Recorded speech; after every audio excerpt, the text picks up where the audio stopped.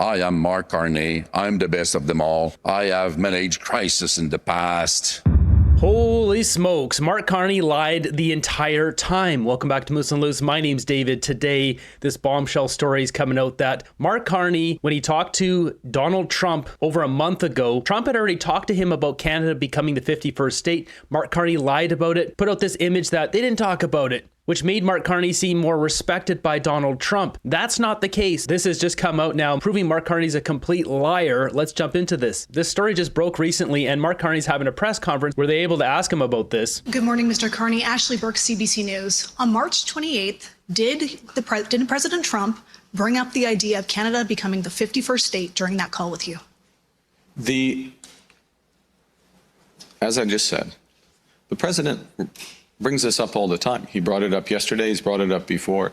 There's a difference between the conversation that was held between leaders of government, which was this conversation, and a discussion that led directly to an agreement that as sovereign countries, we would have negotiations about our partnership following the election on Monday.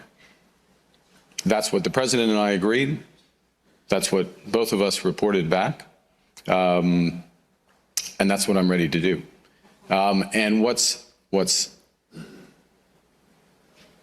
at stake in this election is how well we come together as a country for those difficult discussions with the Americans. This guy's been fear-mongering Canadians for 4 weeks now, that he's somehow this magical leader that can push back against Trump. And he built that on the premise that when he interacted with Trump, there was no 51st state talk. That's what that's all built off of. And really, there's nothing there, but that's what Canadians believe. And now it's coming out. Trump was saying the same thing that he was saying to Justin Trudeau, that he's saying to Mark Carney. So while he wasn't openly calling him governor, there was still talk about this 51st state crap. So Mark Carney just standing here looking like a little boy who got scolded by the journalist because he lied. He lied again to Canadians. This guy's a chronic liar. People cannot vote for this guy. If you look at the people back here, a lot of these people do not look like they believe him. I mean, look at these faces here. And to be clear, I have said well before that call, and virtually every time that I've spoken since that call, that President Trump, the Americans, want to break us so they can own us. Those aren't just words. That's what's at risk. That's why we have to build Canada strong. That's why we have to go hard. That's why we have to negotiate properly. That's not why we have to build outside options. That's why we have the plan that we do. I asked you about this on March 28th after the call, and you said that President Trump respected Canada's sovereignty both privately and in his public conversations. He did. Were you being truthful? He absolutely did. He absolutely did. Look, the president has certain things in his mind that he reverts back to all the time. You see this guy's facial expression there? But treated me as the prime minister, not as something else. I'm not even going to say the word he used to use about my predecessor. Treated me as the prime minister. We had discussions as sovereign nations. We agreed as sovereign nations that these negotiations will begin after the election on Monday. And that is how it was reported back, and that's absolutely accurate. So that's the treatment. Now, look, the president says lots of things. But the essence of the discussion and where we moved the conversation to was exactly what I said. Treated us with respect as a sovereign nation. We have these negotiations coming. And that's, just to be clear, that is what's at stake. Both things are true. The desire of the Americans and the president to own us. Those aren't just words. Look at this cheeky little smile. When he says it, he doesn't believe the crap coming out of his own mouth. He knows his entire campaign is built on this and it's imploding in his face. He lied to 41 million people. He's been fear-mongering out the wazoo here, and now he's getting exposed for exactly what he is, a liar. That's a desire. And the ability of Canada to stand strong, build our own, control our destiny. And in that context, as a sovereign nation, have those discussions. No thanks, Carney. Vote in Pierre Poilievre. The man doesn't have scandals. He's a man of honor, man of integrity, and he doesn't lie. He doesn't chronically lie. Mark Carney's caught in so many lies, just like the one with the JCCC. He had them delete that website because he didn't want to be attached to China, which he is. We can see it right here. There it is. Mark Carney standing with this group directly connected to the Chinese Communist Party. Remember this? When he was asked about this, blatantly lied to Canadians again. Pro-Beijing group. So my question is, why did you meet with this pro-Beijing group, Jiangsu Commerce Council of Canada? Okay, well, I'm sorry, but you can't believe everything you read in the Globe and Mail. So in your question, and I guess in the article in question, you said I had a meeting with whatever your term was, Beijing Group. I've never heard of this group, okay? Never heard of this group.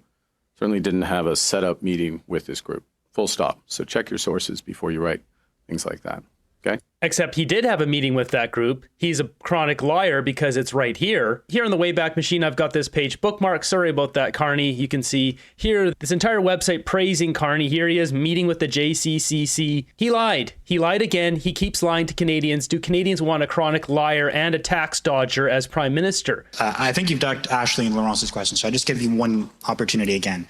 Yes or no, did Mr. Trump bring up the 51st state in his call with you? I said that he did. I said that he did. But the president, to be clear, oui, il a soulevé. C'est correct. Mais il a soulevé. What is this switching to French? This guy doesn't want this soundbite to be on English television. Soulève. Il a soulevé beaucoup d'enjeux. Sorry, Mackenzie, it should be answering you in English. Yeah. Him raising something and then where the discussion is, he has these things in his mind. This is not news. He raises it all the time, okay? But then the question is, what's going to be done with it? And does he understand where we stand, more particularly where I stand? He is under... This guy's trying to convince people, oh, Donald Trump's been saying this the entire time. But we know full well how he framed this is that he's the strong leader and he came in commanding in respect and Donald Trump was scared of him. So that's why there's no 51st state talk. That's all a lie. His campaign just blew up in his own face. Where we stand, more particularly where I stand, he is under no illusions. Never. Absolutely not. Never. Move on. It's two sovereign nations coming together, negotiating our partnership, our relationship. And the question is, will there be a deal that's acceptable to Canada? There's a lot that will never be on the table in those negotiations, and I've been absolutely clear about that. Mark Carney's body language here, these other people's, this guy's body language, all of them, people aren't buying what Carney's putting out here. Everyone's getting a whiff. We're starting to get that funk, that rank stink. What's in it gets in the air, you know Mark Carney's lying. Going forward, you've talked about that economic and security deal that you want to negotiate with the president. When my colleague Brian Platt asked you yesterday about what conditions would be involved in sitting down with the president, one thing you didn't say was respect for Canada, which is something you previously said before. So I just want to be clear. Is that still something, respect for Canada, that needs to be done? Yeah, no, absolutely. So before he gets into that, let's just go back because he found another mouse underneath his podium here. Just look for it. When it's a question he doesn't like, he looks for the mouse under the podium. Be involved in sitting down with the president. One thing you didn't say was respect for Canada, which is something you previously said before. So I just want to be clear. Is that still something, respect for Canada, that needs to be done? Yeah, no, absolutely right. Look, this is not, this has to be a serious discussion. Sovereign nations. That's what he and I agreed. It has to, that has to remain the case. It's not a photo op. It's not a visit to Mar-a-Lago. It's not any of those things. And I also want to be clear that these will be tough negotiations. These will be tough discussions. But that's why, that and many other reasons, is why we build Canada strong. It puts us in a better position. Look, we are absolutely clear, and I say this, but reality is behind it. We can give ourselves far more than the Americans can take away. By building the country, this is why I'm so focused and we're so focused on building Canada strong. Yes, it's creating good jobs, a better future for our country, but it also gives us leverage. It gives us leverage in the negotiation. We don't have to do a deal in the short term. This guy's insane. Our country doesn't exist without America. I wouldn't be surprised if he's talking with Donald Trump about how to make us the 51st state. I would not be shocked if that's what was going on in the background here. They have this all worked out. He's going to become prime minister for a bit, slowly transition Canada to the 51st state. I mean, this is a guy who just set up a deal just last year to buy Colonial Pipeline in America. He moved Brookfield to America. He has direct business ties with Elon Musk. Brookfield bailed out Donald Trump's son-in-law for $1.1 billion. Who has leverage on who? It's hard to tell. One thing's for certain, Carney is not for Canada. He's either for America or he's for China or both. He's not for Canada, though. We'll do the right deal. My government will do the right deal. No. The best deal for Canada. No, you won't. That's why I'm asking people for their vote, so we are in a position to accomplish it for them. If every Canadian had seen all the stuff I've dug into, no one in their right mind would be voting for Mark Carney. That's the problem we have, is people are just kind of going off a whim. Maybe they see a little bit of the debates. They see some slanderous crap on CBC, and then they're like, oh, the banker, yeah, I guess he's good. Rosemary said he's good. Jumping back to my video here from about 2 weeks ago, we got Mark Carney in the background here, Xi Jinping. And I mentioned this before. Xi Jinping chose Mark Carney as one of 20 business leaders around the world to come meet with him in China and do business in China. This one here is Mark Carney's second trip to Beijing, October 24, a month after chairing a post for Task Force on Economic Growth to attend a financial summit as a Brookfield Asset Management chair and ex-Bank of England governor. So there he is right there.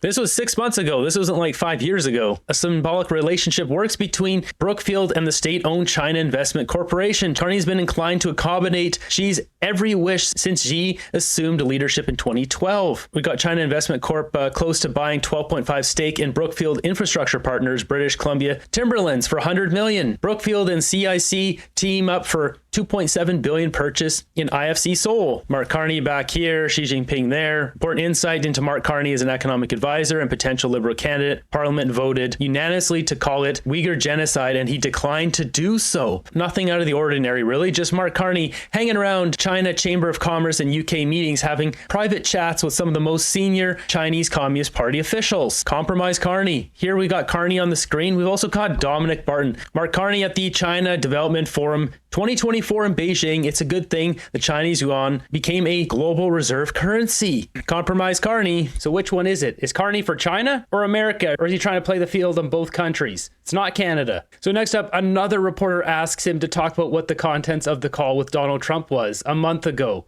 Please, why you didn't tell Canadians about Trump bringing What's important, we talked about lots of things, okay? And what's important is the conclusions of the call, the results of the call. And those are exactly the same on the American side and the Canadian side, what President Trump's readout, our readout of the call. And those were that it was very constructive, number one. Number two, that we agreed to have these negotiations that would begin following this election, this crucial election that's happening on Monday. Thirdly, that I advised him that we would retaliate if they put in place auto tariffs. So I warned him of that, and we did. Subsequently, as you know. Yeah, now China, Canada are the only ones with retaliatory tariffs against America, and Donald Trump is now backing off of a lot of his tariffs off of all other countries, including China. He's starting to backpedal on that too. So I don't know if the CBC did this to try to drum up fear of Donald Trump again, because CBC was one of the ones asking one of these questions. Either way, though, this just imploded in his face. It just makes him look like what he is, a complete liar. He's not trustworthy at all. You can't take anything this guy says serious. If this guy said he ate a peanut butter sandwich for lunch, I wouldn't believe him. That I also observed the obvious point, but important to underscore it, that I would be working hard to gain the confidence of Canadians for the election on Monday, which is why, again, to underscore how crucial this election is. Is it crucial to lie to Canadians over and over and over and over, like you did with pipelines, saying one thing in Quebec and another thing in, where was it, Alberta or British Columbia? And that's where his lies started. And it's just been compounding, whether it's him lying about moving Brookfield to America, him lying about the JCCC, him lying about everything. For many reasons, but above all, because of the stakes. To underscore again, the president, his ideas in his head, his designs, wants to break us so he can own us. The question is, who's going to stand up to that? I'm ready to do it. Yeah, it sounds like you're ready to work with him, Carney. We're seeing Trump fear-mongering on CTV as well. This is a Nick Nanos poll here. Interesting that Nick Nanos poll is getting so close considering his numbers have been out to lunch the entire time. Remember when he had the Liberals up at 50-something%? But just listen to this. They bring on Scott Reed for this segment. Any advantage whatsoever for the country as a whole, given that, Trump's decided to place us back up on his bulletin board. I thought it was notable, Todd, and I don't know if you agree, but I thought it was notable how measured Mark Carney was in his comments back. He did not leap on this like it was some kind of late day election gift.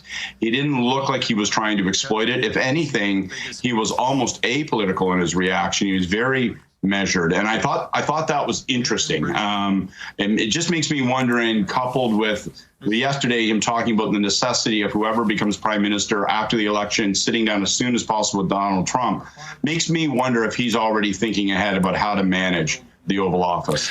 I want to get your read too, because at this event that we're showing, well, in Coquitlam anyway, earlier today, Mark Carney was asked about recent reports in the French wing of the CBC, Radio-Canada, that apparently his call with Trump last month did not go as well as he seemed to suggest it went.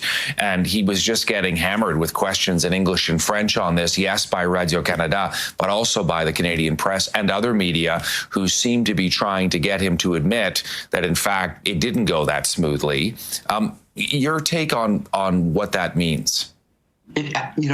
Bob's your uncle. Who knows exactly what it means? It's fascinating, I think, in many respects. You could actually, if you wanted to be very crass about it, if you want to be extraordinarily partisan about it, you could see him saying that that's to his advantage. You could see him saying, listen, maybe I did cut the corners a little bit. Maybe it was a more aggressive conversation. But you know what? I'm not going to take any guff from Donald Trump, and Canada doesn't deserve to. He didn't do that. He didn't attempt to turn this into a political dunk. So Mark Carney lied about it. He said, no, it's been out there the entire time. Why didn't you call it as it is, Scott? Or is it maybe because your son is working for the Liberal campaign? If we move out to the outer reaches of my board here, I haven't had a place to put this yet, but I mean, we've got Scott Reed here. You can see standing with Evan Solomon. Evan Solomon, this guy here, he's campaigning for somewhere downtown Toronto. Well, he was the guy who's fired from the CBC for dirty art dealings with guests, one of them being Mark Carney. Now, Scott Reed, as we know, he's a panelist for CTV, but Scott Reed's son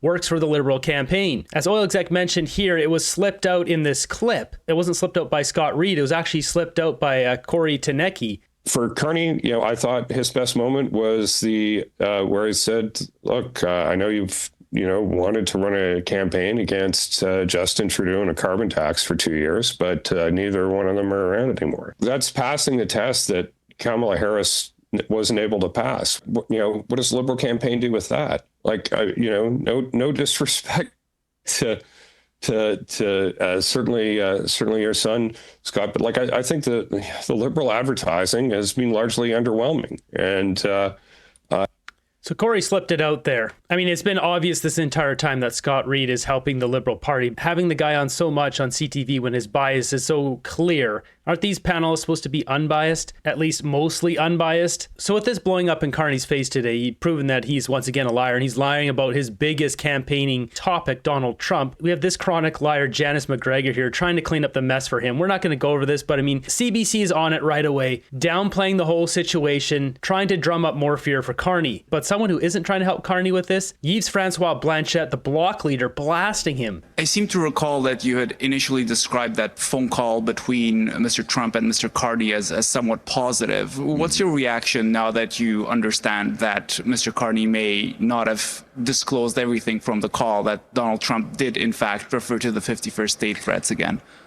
It seems more and more to have been a stunt. He wanted to make a statement. I am Mark Carney. I'm the best of them all. I'm a great negotiator. I have managed crisis in the past. I would change the world. Trust me. And it appears that it never happened.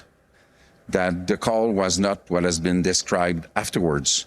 That there was no agreement, no support for Canada's sovereignty, no beginning for a deal, just the show of a man who wanted to pretend something which appears today not to be true. I believe many people in Canada and in Quebec will say, what the hell is that? And if that is not true, what else is not true? Wow. Blanchette blasting him. That's hilarious. Saying, Mr. Middle-Age Crisis. So if Blanchette can suck more of those voters away in Quebec for himself, what's going to happen with this election here? This is going to be blowing up over the next couple of days. Carney can't get away from this. He's a chronic liar and it'll get broadcasted everywhere. How will this affect the polls, though? What I've been noticing, especially what's happening here on Vancouver Island, all these media companies, NDP, all attacked Aaron Gunn. What happened with Aaron Gunn? His numbers started exploding. He started getting a lot more support because he's not lying, the whole First Nations disturbed soil thing. But it took about 5 or 6 days for that to really translate into the polls. So we won't really know how this affects everything until Election Day.